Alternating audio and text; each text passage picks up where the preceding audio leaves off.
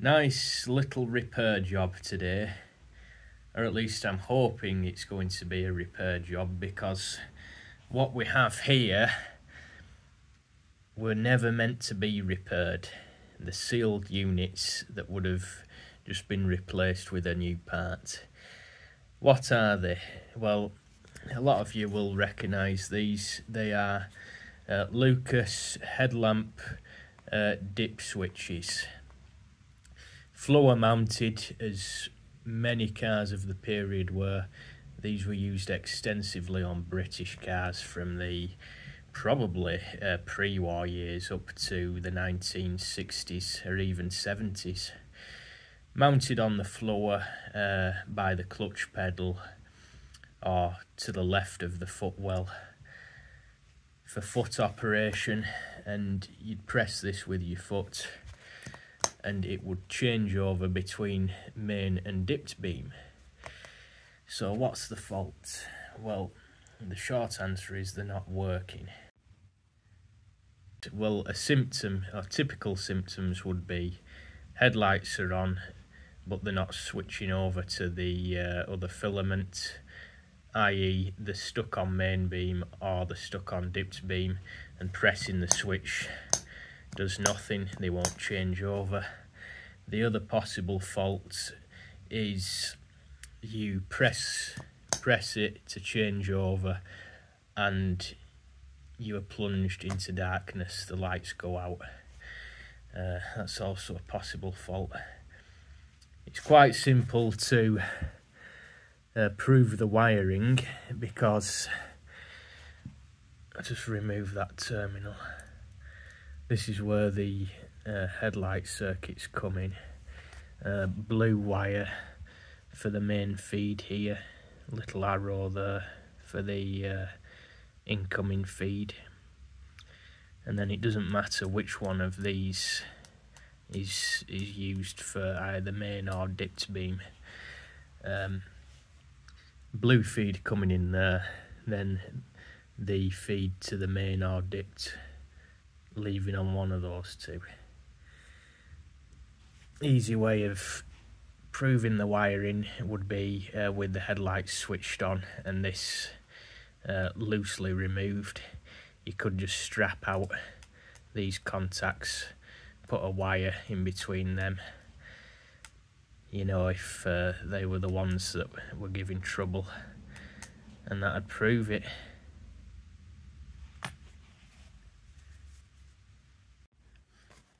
So there's two here, and the reason I've got two is because they both failed. I'm hoping I can just repair one of them, but if the worst comes to the worst, I might end up making a good one out of the two. This one I've got in my hand, you'll see it's got a little screw on the foot button there. Well, I put that in. That's wrong. Well, strictly speaking, it's wrong. It should be riveted like this one. Now, you don't disturb this rivet. The reason that's in there is because the rivet was damaged and it was very loose. This thing was working loose, so I removed the remains of the rivet and just put this in. So I'm going to show you why you leave that rivet alone. It's simply because there's nothing under there. That's just the plunger. So you don't need to be in there at all. So I can get rid of that, get that out of the way, and focus on this one. What I'm going to be doing now is removing these rivets, or just drilling the heads off them, which will allow access to the innards of this thing and where the switching action takes place. So I'll get me drill, I'll be back in a moment. Right, the rivets are drilled out. I've done them from underneath, and I did just make a little pilot hole because my plan is to insert a little screw afterwards to secure it again, because you'll notice they are very flat on this side.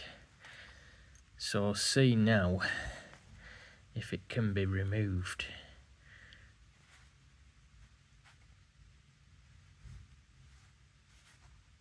Right, now that's interesting. Oh, I should say as well, after you've drilled the heads off, just dust away all the swarf so it doesn't fall in here. Right, now that is interesting. So this, when it's pressed, acts on that somehow, and does it rotate? It must rotate.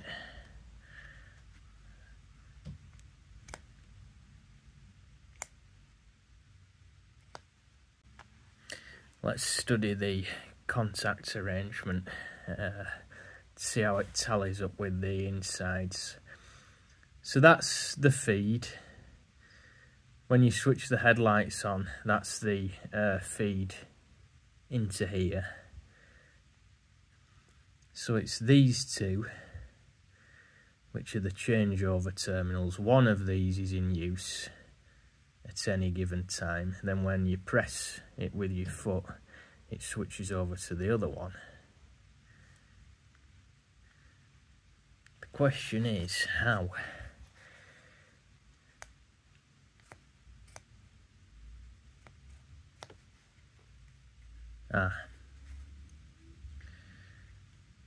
It did turn, it is turning. Well, it was a bit stuck at first.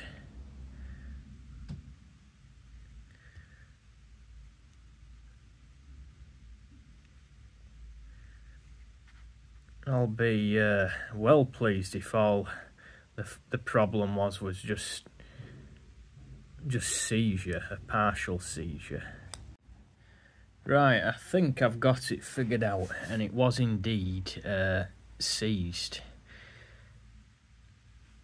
This, you'll notice, has a series of brass contacts that are alternating.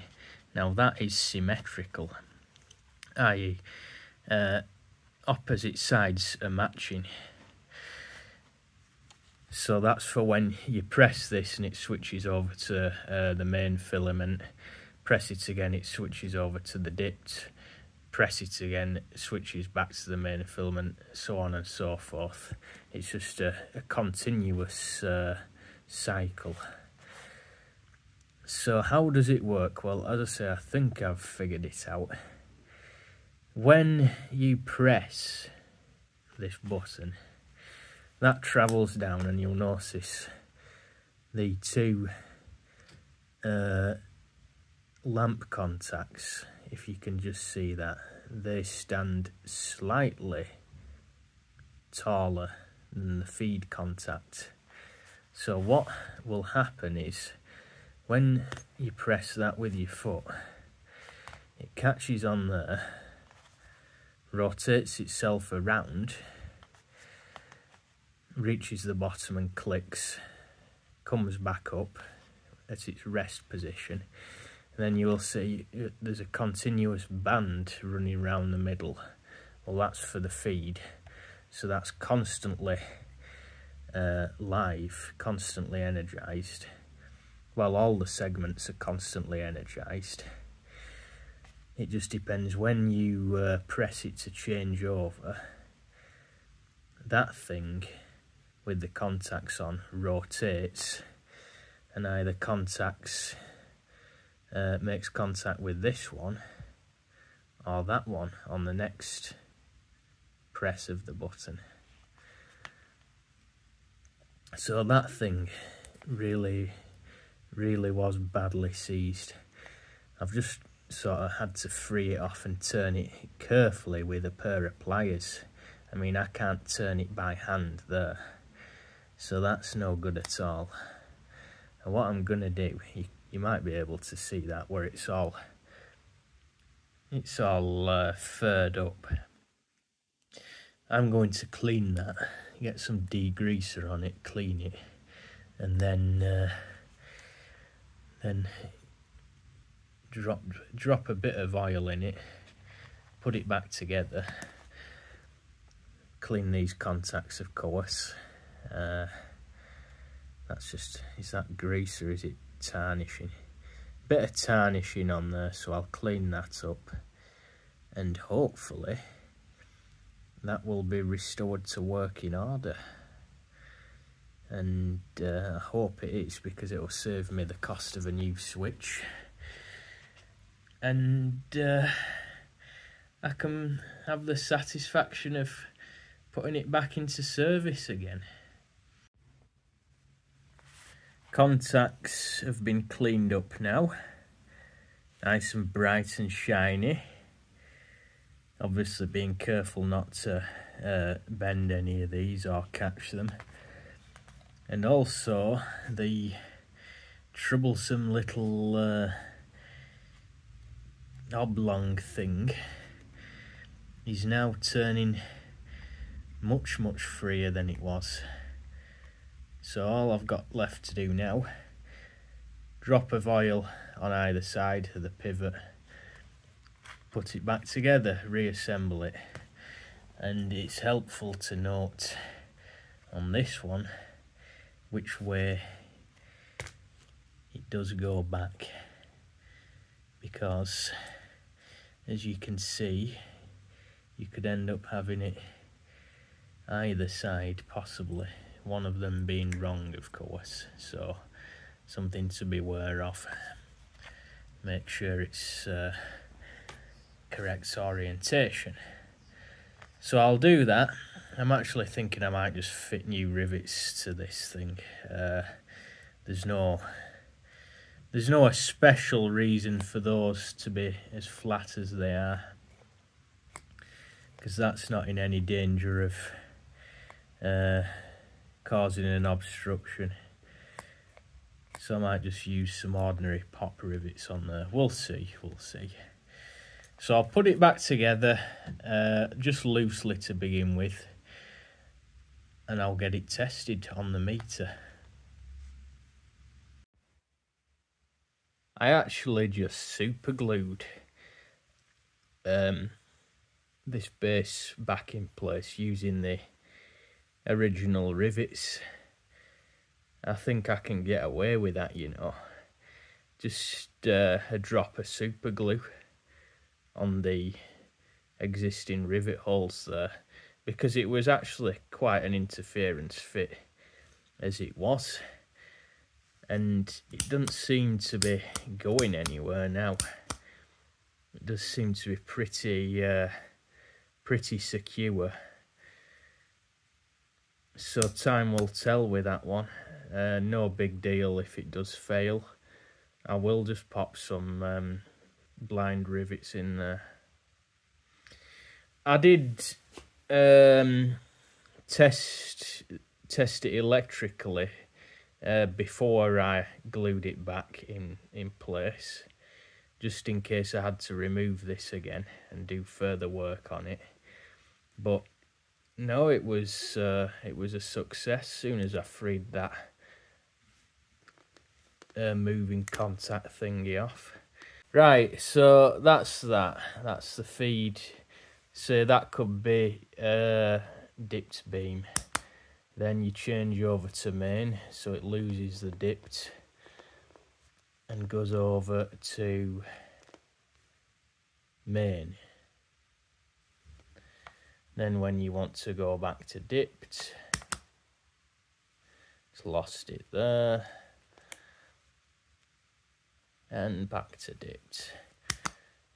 And so on and so forth. So that's now all ready to fit back to the car.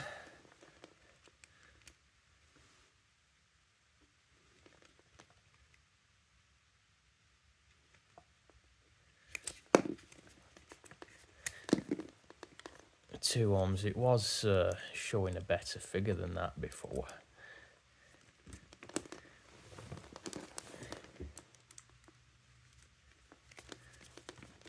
Let's see if I can get a better figure.